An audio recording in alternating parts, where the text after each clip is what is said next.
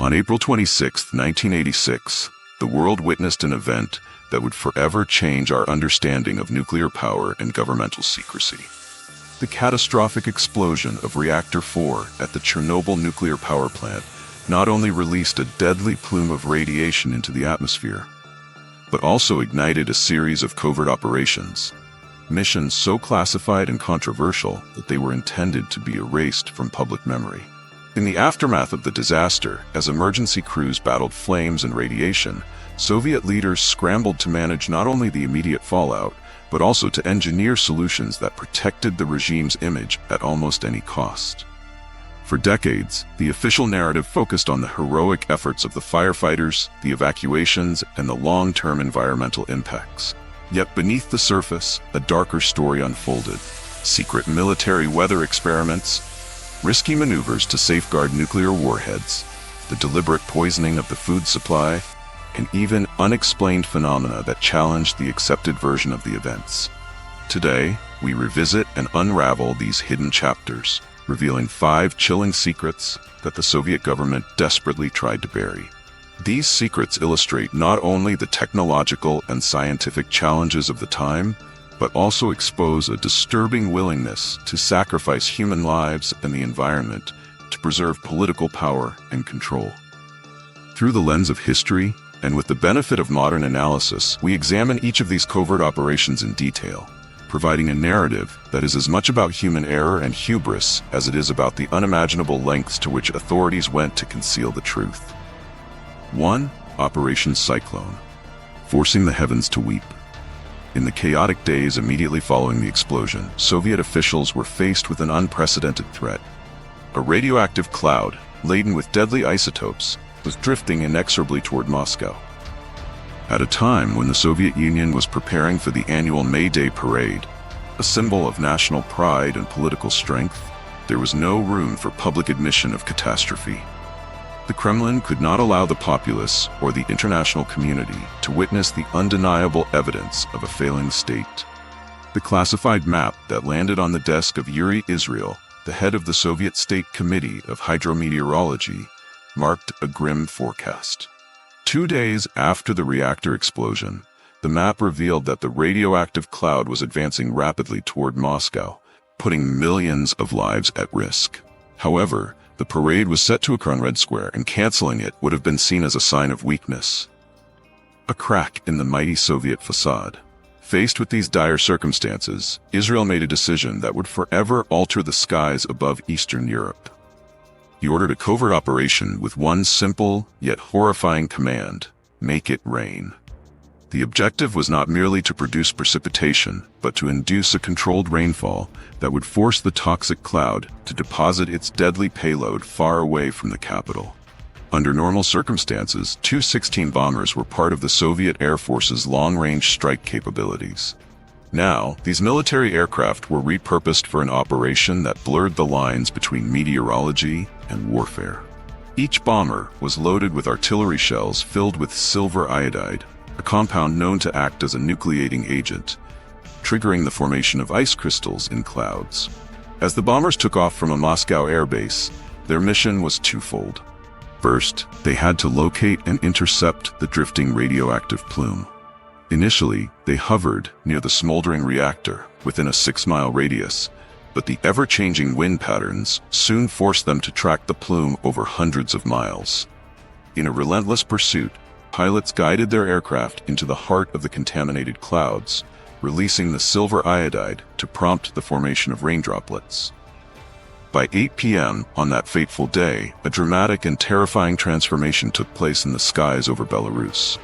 In the town of Narolia, just 30 miles north of Chernobyl, residents looked upward in bewilderment and horror. The heavens were streaked with unusual contrails, gray and yellow bands that signified the unnatural nature of what was occurring. Moments later, a thunderstorm erupted.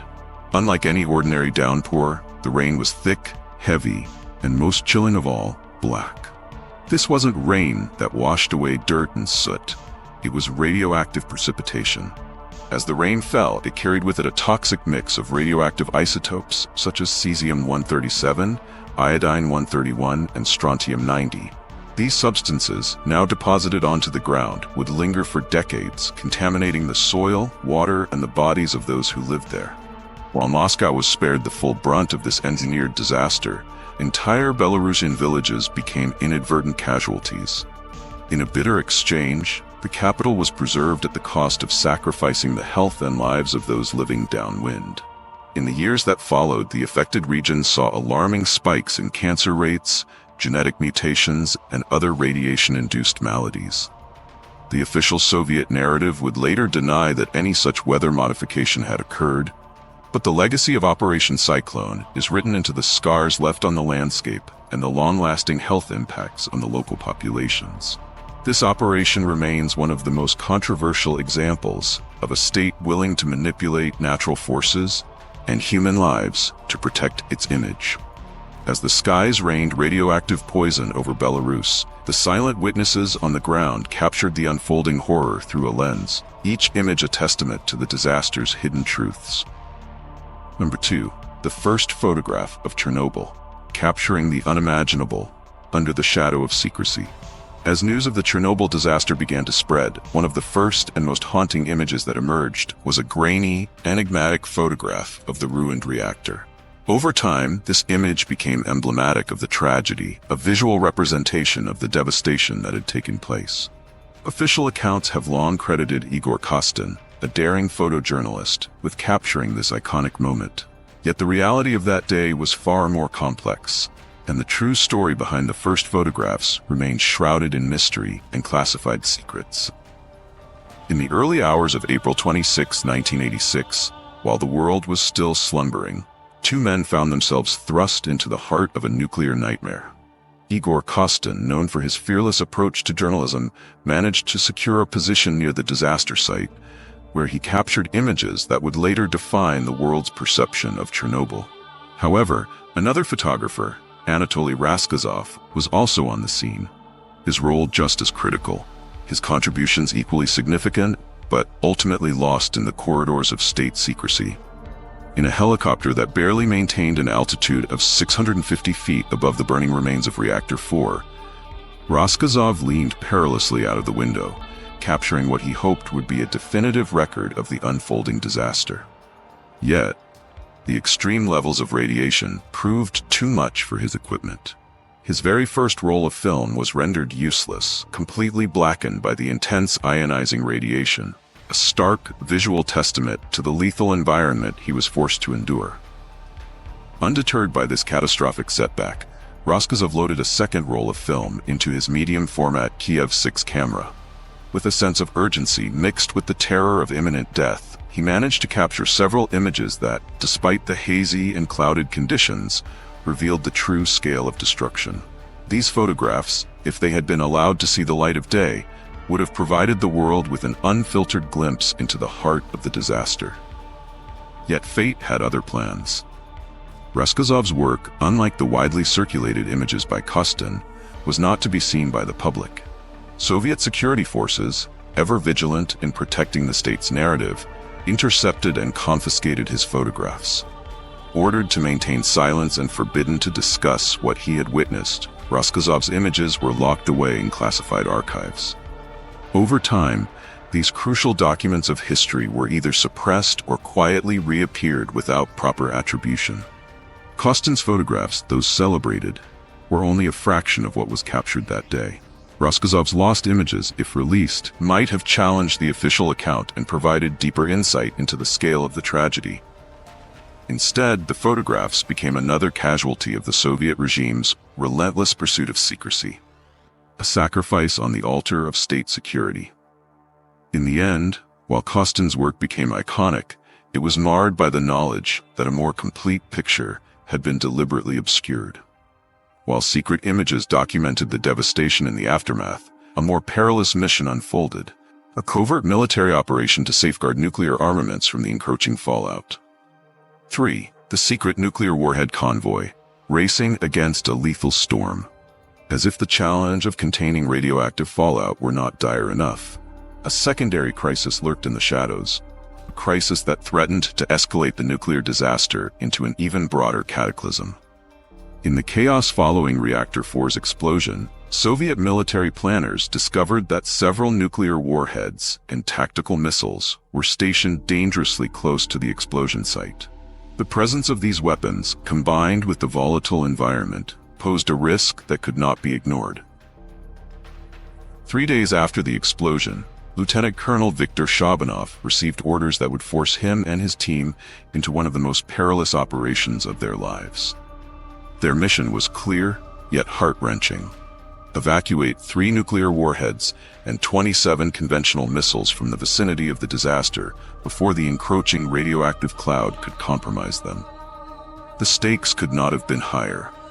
Not only did these weapons represent a strategic asset for the Soviet Union, but their potential contamination, or worse, accidental detonation, could have triggered a regional or even global disaster. Under Shabanov's command, a convoy of 30 trucks was assembled. Each vehicle was loaded with highly dangerous and sensitive military hardware. As the convoy set off, its progress was agonizingly slow, barely reaching speeds of 20 miles per hour as it wound its way through the irradiated zone. The trucks' exteriors were quickly encrusted with a layer of radioactive dust, and every passing moment brought them closer to an inevitable confrontation with the deadly fallout. The journey was fraught with tension. Soldiers manning the convoy were aware that every minute exposed them to life-threatening radiation. Geiger counters mounted on the vehicles beeped incessantly, serving as grim reminders of the invisible danger that surrounded them. The convoy's route took them directly from the epicenter of the disaster toward Kiev, a city of 2 million residents who remained blissfully unaware of the nuclear cargo rolling past their streets under cover of night. After nearly 14 grueling hours of crawling through an irradiated landscape, the convoy finally reached Borispil Air Base. There, specialized teams dismantled the nuclear warheads and secured the missiles, removing them from the high-risk zone. But the true cost of the operation was not measured in dollars or strategic advantage. It was measured in the lives of those who undertook the mission. Many of Shabanov's men suffered severe radiation exposure, a silent and deadly price that would manifest in untold suffering and premature deaths in the years to come. This covert operation was never publicly acknowledged. The suffering of the soldiers who carried out the mission was swept under the rug, their sacrifices hidden behind layers of state secrecy. Their ordeal remains one of the most tragic examples of how a government, in its relentless pursuit of strategic advantage, willing to risk the lives of its own people, even as it manipulates the narrative for the sake of national image. Even as soldiers risked their lives to secure dangerous weapons, another equally unsettling crisis was taking shape in the corridors of everyday life, the dark saga of contaminated food coursing through the nation's railways. For the meat train, a dark chapter in the Soviet food supply chain. In an ironic twist of cruelty and bureaucratic negligence, the Soviet response to the Chernobyl disaster extended far beyond the immediate handling of nuclear fallout. In a desperate bid to manage the widespread contamination, Soviet authorities devised a plan that would leave a lasting stain on the nation's food supply and on the lives of countless ordinary citizens. In the aftermath of the explosion, the radioactive fallout had rendered vast areas around Chernobyl uninhabitable. Livestock, cattle, sheep, and other farm animals, grazing in these contaminated zones absorbed dangerous levels of radiation. Faced with the practical impossibility of letting these animals die naturally in the fields, Soviet officials decided to round up as many as 50,000 heads of livestock as possible. But instead of isolating these animals to prevent further contamination, the authorities ordered their mass slaughter. The idea was both chilling and bizarre. Process the radioactive animals in factories, mix their meat with uncontaminated products, and dilute the levels of radiation until the food was deemed safe for consumption. This macabre plan was implemented with ruthless efficiency. One of the most disturbing outcomes of this plan was the emergence of what came to be known as the meat train. In the summer of 1990, in a remote rail yard in the northern Ukrainian town of Pishch, a set of broken, refrigerated train cars sat idle, yet laden with a cargo that no one wanted to claim. Inside these cars were 317 tons of radioactive meat, a toxic byproduct of the slaughter and processing of contaminated livestock. Local officials and workers were caught in a bureaucratic nightmare. Each station along the rail network, regional authorities equipped with portable Geiger counters and dosimeters would inspect the train. Almost invariably, the radioactive meat was rejected. The contaminated freight became a rolling symbol of a government strategy that was both desperate and profoundly misguided. For nearly 4 years, the train made its way from station to station, a veritable odyssey of radioactive waste. Each new stop brought with it the same scene. Officials with furrowed brows and trembling hands, forced to decline the shipment due to radiation levels that far exceeded any safe limits. The meat was neither consumed nor safely disposed of. It was simply passed along, an endless loop of bureaucratic neglect. By 1990, as the refrigeration units on the train began to fail, the KGB was forced to intervene directly. In an effort to finally remove the radioactive meat from public view, they arranged for the train to be driven to a remote area in Belarus. There, in a grim display of state expedience, workers dug a long, cement-lined trench and buried the contaminated cargo deep underground. The meat train thus became a dark footnote in the history of the disaster, a testament to the lengths to which the Soviet Union went to hide the consequences of its own actions. The fallout from this operation extended beyond the immediate disposal of the meat. The tainted food had already reached countless tables across the countryside, exposing ordinary citizens to a cocktail of radioactive isotopes. The long-term effects of consuming such contaminated meat have been linked to a range of health problems, including increased cancer risks, immune system disorders, and genetic defects that have plagued communities for generations. From the grim journey of radioactive meat to the eerie spectacle in the night sky, the disaster's mysteries deepened, hinting at a phenomenon that challenged every conventional explanation. 5. The blue flash, an ominous signal from the heart of the reactor. Among the many mysteries that continue to surround the Chernobyl disaster, one phenomenon has both baffled and haunted eyewitnesses and experts alike: a brilliant blue flash that lit up the night sky in the moments following the reactor's explosion. For decades, the official explanation was straightforward. The blue flash was merely a byproduct of a steam explosion triggered by the reactor's catastrophic failure. However, a growing body of evidence suggests that this enigmatic burst of blue light might have been something far more ominous. Eyewitness accounts from that fateful night describe a flash of blue light so vivid and intense that it seemed to momentarily outshine the darkness. One local fisherman, standing only 1,600 feet from the reactor, recalled hearing not one but 2 distinct blasts, each accompanied by a dazzling blue flash that cut through the night. Such descriptions have led some researchers to question the official narrative of a mere steam explosion.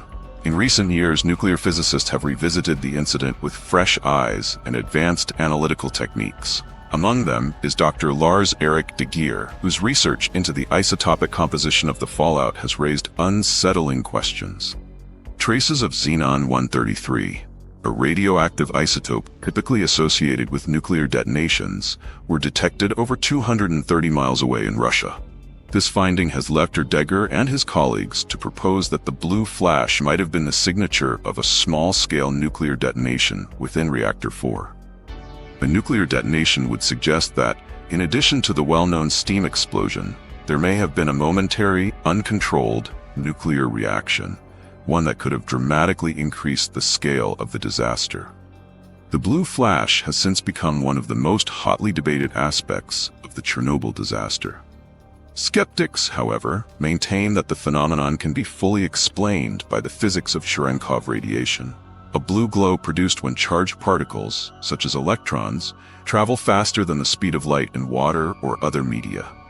What remains indisputable is that the blue flash added another layer of complexity and mystery to an already catastrophic event, served as a haunting symbol of the unknown, and underscored the challenges faced by scientists and engineers in deciphering the true sequence of events on that fateful night.